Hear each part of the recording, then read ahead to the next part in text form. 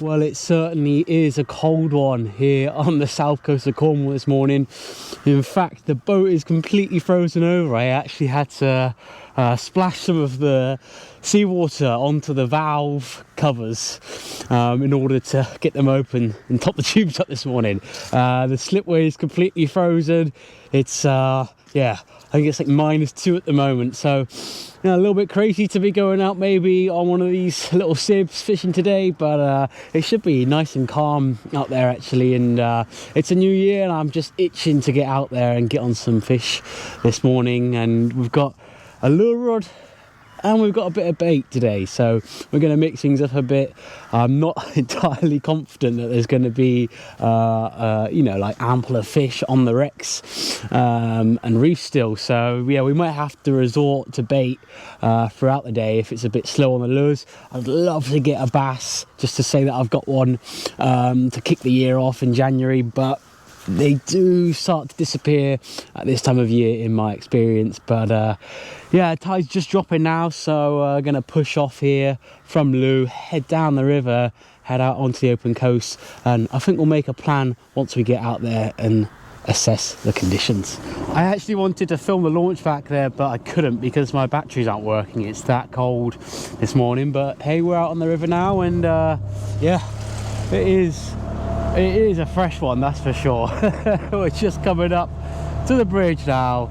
Let's get under that. And just a little tip for any of you guys, if you're coming down here to launch at Loo, if it's a high tide, take your rods down if you've got them in rod holders, all right, because it's a low bridge that we're about to go under here, and yeah, you can quite easily wipe out £1,000 worth of rods in one foul swoop on this bridge. I have seen it done before. I've not done it myself though. So yeah, we're going under the bridge now. It's only about 2 meter clearance going under here at high tide, depending on the tide obviously, but yeah, let's go under.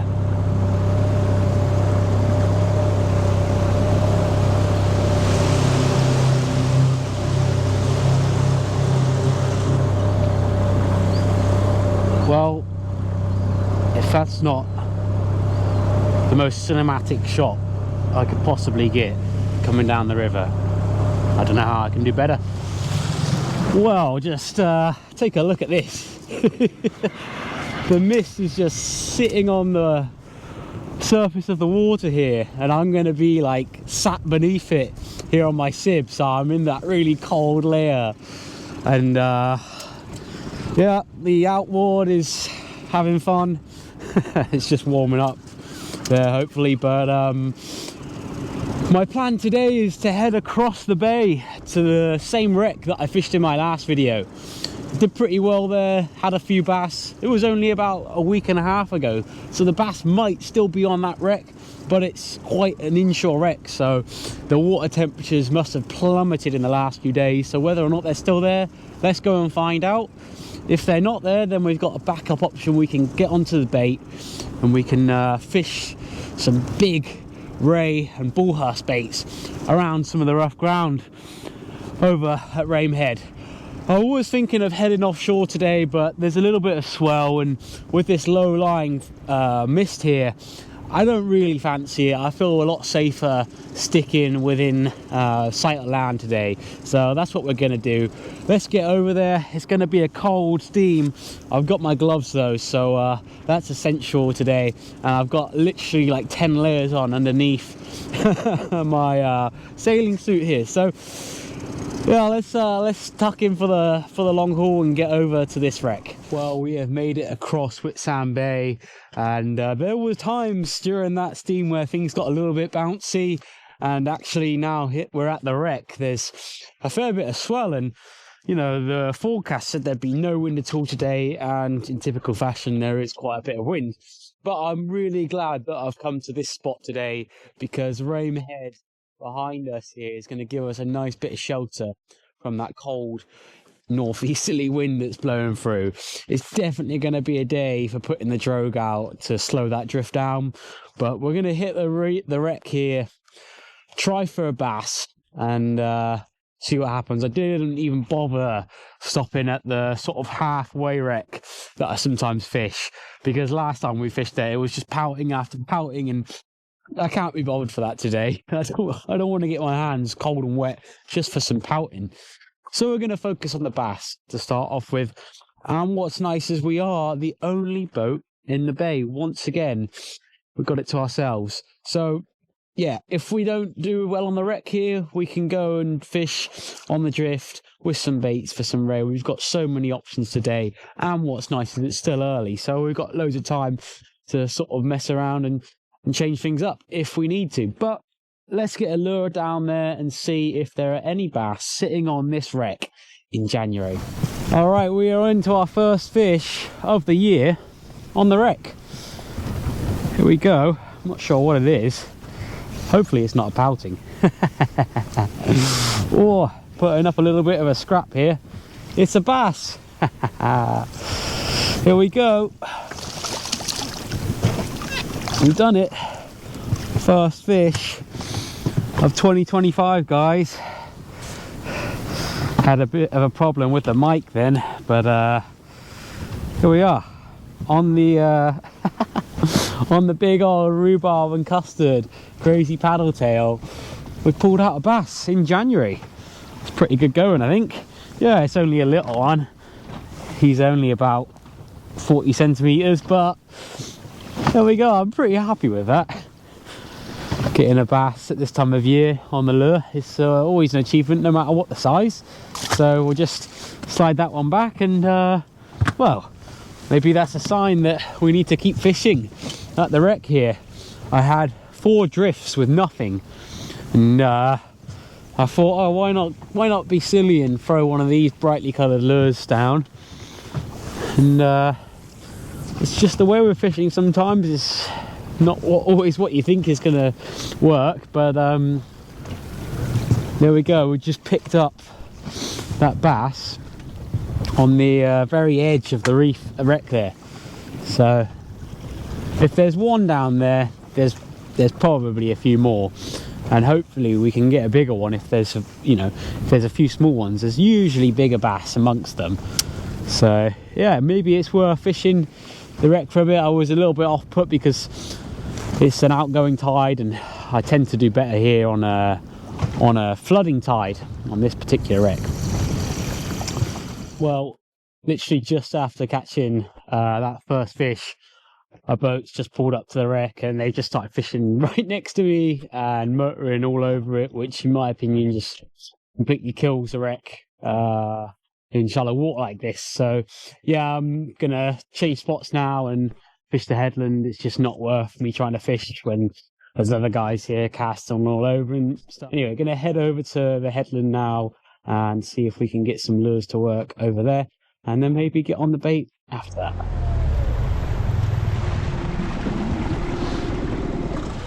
Well, change of spot now. We're gonna fish the headland here, and I tell you what, it's really nice in here at the moment. The sun's beating down on me, and the water's just really nice and calm. So yeah, why not fish close to shore just for a little bit and see if we can wrinkle something out on a small lure here. This is the number 2 crazy paddle tail, only a 15-gram head, but we're only in sort of like 10 to 12 meters of water, so we don't need much. And we're going to drift towards the headland here, so I'm going to cast. There's quite a bit of sort of reef and rocks and structure all around here, so I'm casting towards that, and we'll let this lure sink a little bit as it takes a while to get down there with it only being 15 grams. You can see that line tightening now. It's one of the good things about using brightly colored braid. I mean, I'm using this pink stuff at the moment, and I like it because I really do sort of like pick up on what's happening to the lure by looking at the tension on the line. And it's another reason to use light braid in general, really. I mean, this is sort of like 20 pound, but it's super thin, and you just get a lot of response from it. You can see if your lure is sinking, and you can even pick up tiny little bites by just seeing that line sort of come tight all of a sudden. All right, here we go, fish on. It's not a bad one either. Look at that rod bend. Hey, that's what we like to see. Took it right by the boat though. It could be a bass or it could be a wrasse. Whatever it is, it came right up for it. Oh, no, it's a pollock. Well, that's another nice species to have on the tally for today. And back to what I was saying in the last video, there's just been a great increase in numbers for them this year. So yeah, not a bad pollock right there really for inshore. Although he's made a real mess of my crazy paddle tail there. Thanks a lot. So yeah, that's nice to get a fish here on the inshore reef, especially in this glorious sunshine. Oh, this is a better fish. We're in again. This one's turning the boat. Ah. Oh, nice big head shakes. Look at that. Staying deep. Doesn't want to come up at all. Oh. Wow. God, that's a strong fish. Whoa. What have we got here, guys? Not expecting this. Please stay on. Love to see what it is. It's so hard with the water murky like this, and I got the drag really tightened up there, as you can see, because I don't want this. There is some big lumps of rock here. I don't want it taking me into them. Whew. I think it's another big pollock. Oh. It sure is. Wow, that's a slab. That's an absolute slab of a pollock for an inshore reef. Whew. And what's great about pollock when you're fishing for them or catching them in shallow water is they really have a lot more fight than what they would typically in a wreck. Usually a pollock this size would be done by now after winching it up from 30 meters, but because we're only in 10 meters, this one's just got all the fight left in him still. That is, whoa, not got him to the boat yet, but that is an absolute tank. It just goes with what I was saying about the pollock fishing being so much better now, because we've got to be careful here because he could snap the line. They do have teeth, pollock, so when you're using light fluoro leader, to be a little bit careful with them. What we'll do is we go in and grab him in the gill like that, so that we don't have the braid fraying against those teeth there. But oh my, that is like an 8-pound pollock, maybe a little less, but still that is hell of a fish. I mean, we are almost within casting range of shore here, and yeah, I just wouldn't have believed it 3 years ago that a fish of this stamp could be caught. You know, we're only in 10 meters of water here, and well, he really wanted that lure. See if we can just press it out. Got to be careful putting your hands inside the mouths of these fish, because they can leave you with a nasty wound. But that is such a nice big heavy pollock for an inshore reef here in Cornwall. Fantastic. Let's get this one back. He's got a few lice actually on top, but we will get him back. I'm sure it'll go back just fine, because we're in, like I said, we're in the shallow water.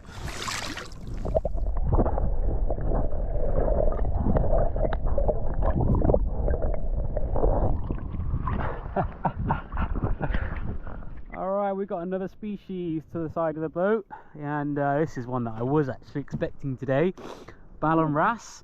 But just look at the markings on this one. I mean, they're all slightly different, and they're all sort of, you know, whoa. Oh, please don't break my rod, please. Yeah, that was almost a oof, come on. Yeah, at the tip wrap then, that was almost a very bad day. But let's try that again.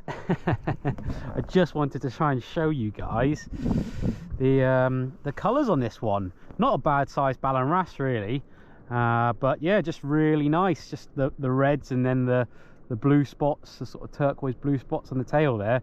It's hard to do it justice with a GoPro, but they are generally one of the best looking fish we have in the UK, and they're always pretty obliging. No matter what time of year, they seem to hit a lure. So yeah, it's probably one of my firm favourites on the reef down here in Cornwall. Is a Ballan wrasse, and it's always a lot nicer to get them on the reefs, as like Pollock, they fight a lot harder in shallow water rather than out in the deep water. So that's 2 species we've had now on this little bit of reef, just casting a light lure over it, which you know, it wouldn't have surprised me sort of 3-4 months ago when the water temperatures were a lot higher. But at this time of year, usually everything really slows down inshore, and I mean, in my experience, lure fishing from the shore at this time of year is almost a waste of time. But going by today's results so far, it probably is worth still throwing some lures from the shore, because you know, I'm not very far off of it and I'm doing pretty well so far, and there's plenty of life showing on the Garmin. So yeah, really interesting days fishing for me so far. It's going to be hard to pull myself away from the lures and go on to bait, because I do love my lure fishing, but I'm just sort of thinking it's going to be so nice and calm out there on the drift. We could have a nice couple of hours spent doing just that with some bait. Well, I've pushed us out about 3 miles from the shore now, and this is turning in to the perfect day to be out on the water fishing in January.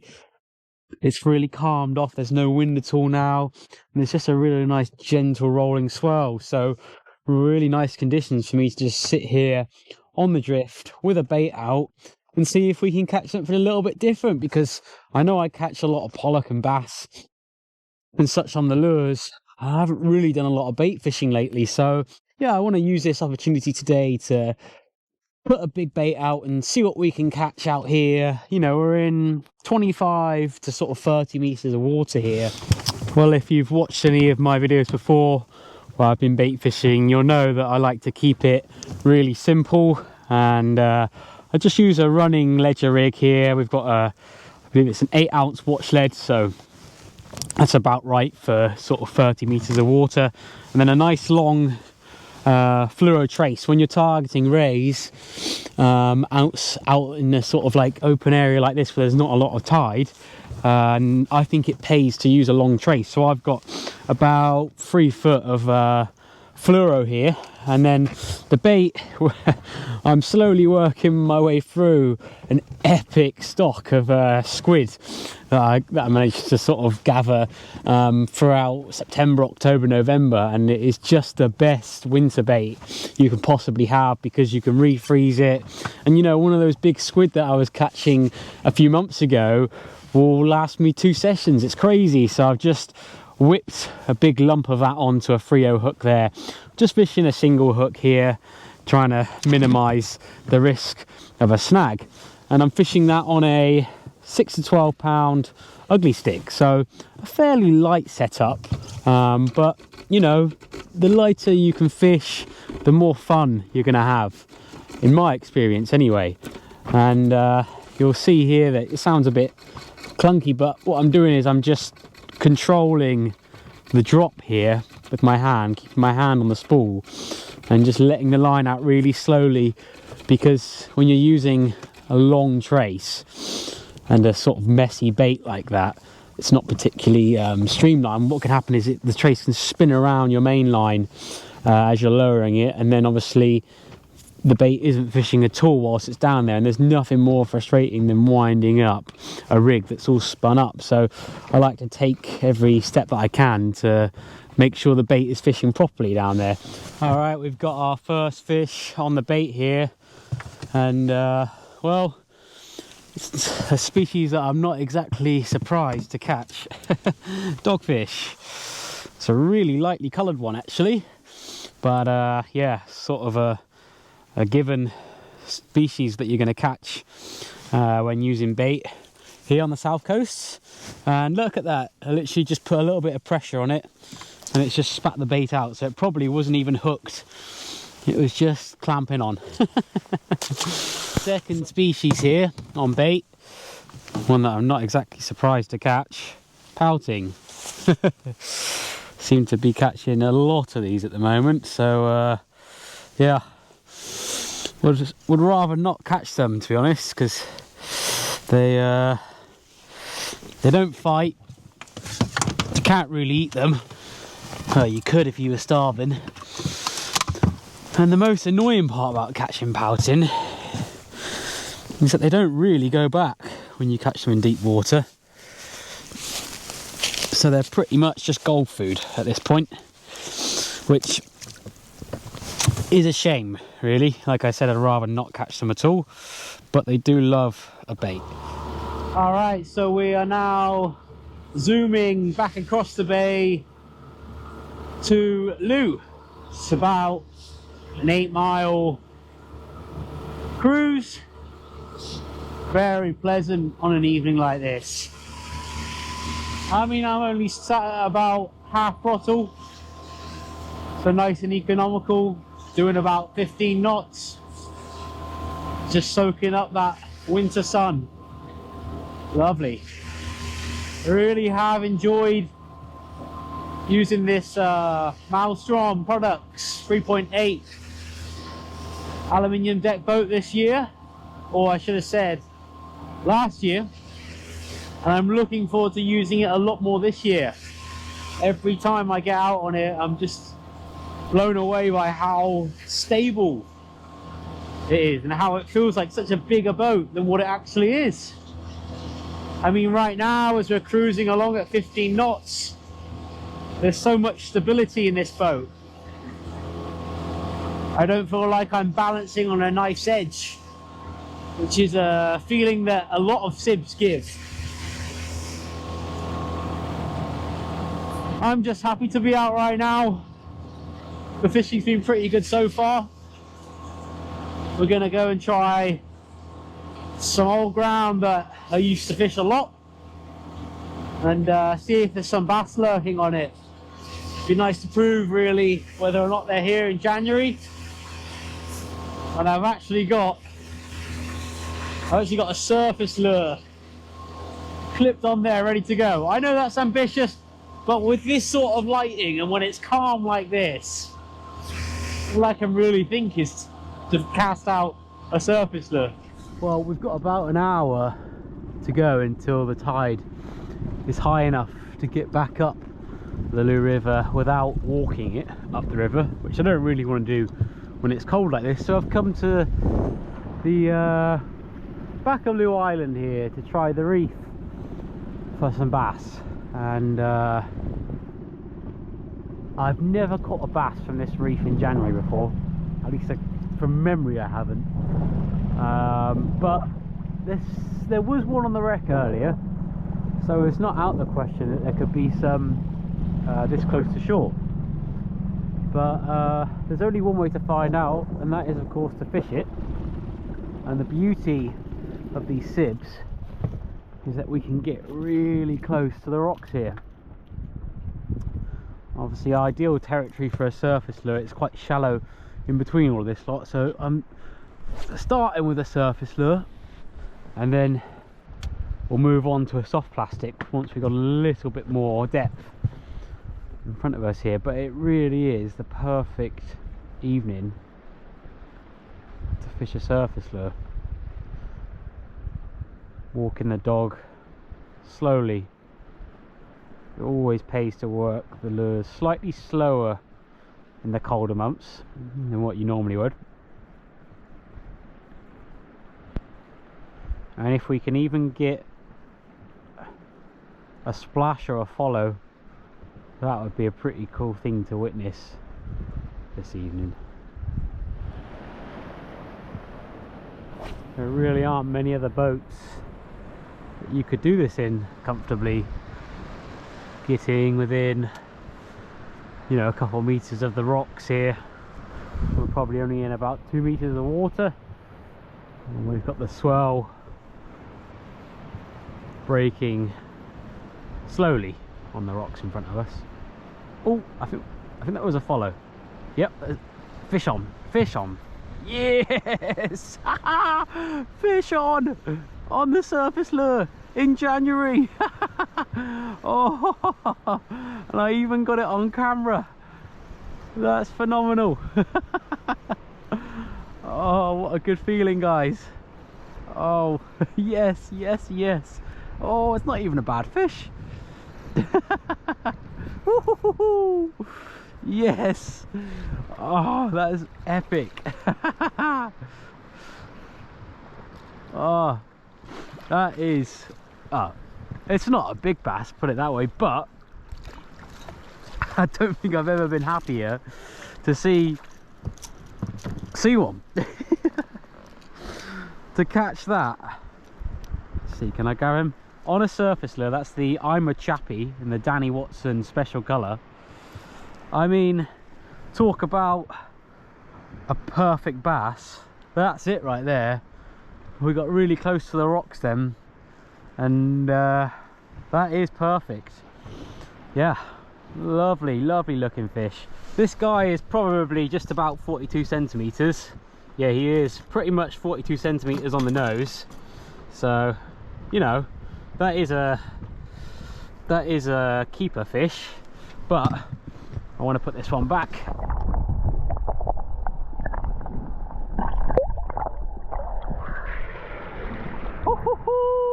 Well, I'm going to finish off today's session on a lure which I think is going to be really, really key to have in your lure box at the sort of, you know, in the sort of April, May, start of the season, if you like. And that's the crazy paddle tail, but in the smallest size that they do now. This is a #1, and they brought this out a couple months ago, and I haven't really used it that much because I tend to use bigger lures at this time of year. But when all of the bass are going to be feeding on the tiny sand eel in May, this is going to be the lure to have. And the size 2 works really well as well, but I think the size 1 is just going to be one of those lures that if they're being fussy and you're struggling to get a hit, put that lure on, and I reckon it's going to be, you know, a blank saver for a lot of people.